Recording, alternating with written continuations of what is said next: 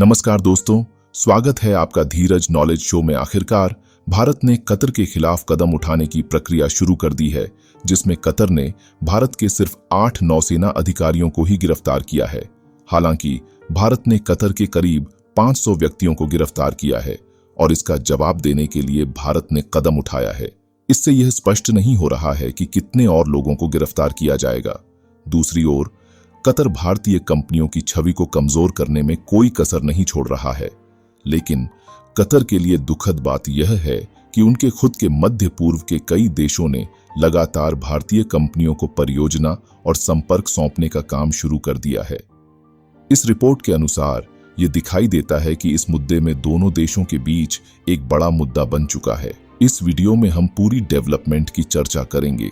हम सभी से एक आग्रह करते हैं कि आप इस वीडियो को लाइक करें और चैनल को सब्सक्राइब करें ताकि हमारा सपोर्ट बना रहे।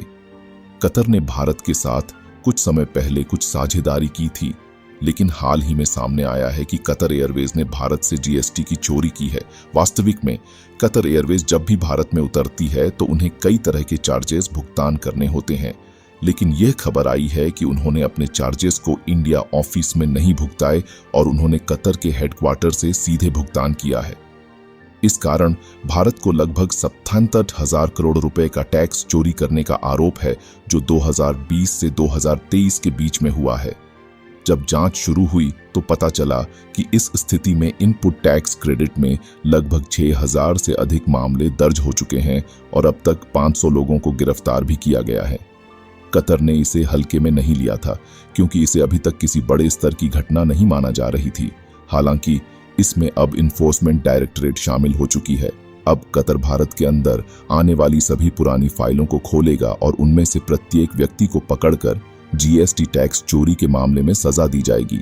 दूसरी ओर हाल ही में कतर द्वारा भारतीय निर्माण और निर्माण कंपनी एल&टी के खिलाफ कई आरोप लगाए गए हैं। ये आरोप कई तरह के एलिगेशंस को शामिल करते हैं जिन्होंने इस कंपनी के खिलाफ उठाए गए हैं।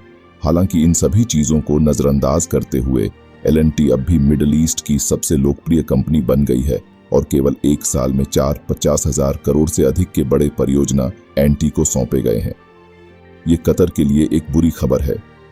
कुछ समय पहले ही कतर ने एन.टी के खिलाफ आरोप लगाए और खबर आई है कि एक और बड़ा हाइड्रोकार्बन बिजनेस और मैन्युफैक्चरिंग कॉन्ट्रैक्ट भी एन.टी को सौंपा गया है। इसके बावजूद भारतीय कंपनी यहां पर पूरी तरह से सुरक्षित है और लाखों करोड़ रुपए की परियोजनाओं को सौंपा जा रहा है। इससे मिडिल ईस्ट के भीतर ट्रस्ट और प्रतिष्ठा बढ़ रही है, जहां पर कतर ने यह साबित करने का प्रयास किया कि वह भारतीय कंपनी को कमजोर बनाए। हालांकि कतर की यह कोशिश अब उसी के ऊपर खुद को गलत पड़ गई है। हाल ही में एक और घोषणा हुई है जिसमें यह कहा गया है कि भारत से कुछ भी एयरवेज कतर जाती है उनमें से पैसेंजर कैपेसिटी बढ़ानी चाहिए ताकि उन्हें अपने व्यापार को और बढ़ावा मिल सके। हालांकि भारत इस पर कोई कदम नहीं उठा रहा है जिससे कतर या एयरवेज को कोई भी बड़ा लाभ हो सके। कतर ने भारतीय नौसेना के ऑफिसर्स को जो कुछ गलती की है उसके लिए उन्हें डेथ पेनल्टी दी है।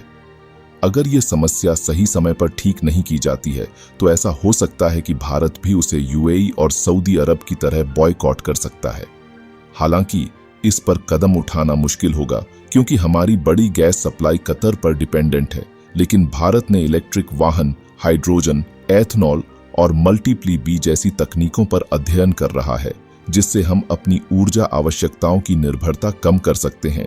अच्छी बात यह है कि भारतीय कंपनियां अपनी उच्च गुणवत्ता और विश्वास के कारण आज मेडलिस्ट कंपनियों में गिनी जा रही हैं और सरकार कई बार एप्लीकेशंस लगाने की कोशिश कर सकती है, लेकिन भारतीय कंपनियों को यहां कुछ भी छोड़ने का इरादा नहीं है। भारतीय कंपनियों की इस तैयारी के बारे में आपकी राय और सुझाव हमें कमेंट बॉक्स में बताएं। हमारे नए और रोचक वीडियो के लिए हमारे YouTube चैनल को सब्सक्राइब करें। तब तक के लिए नमस्ते, वंदे मातरम, भारत माता की जय।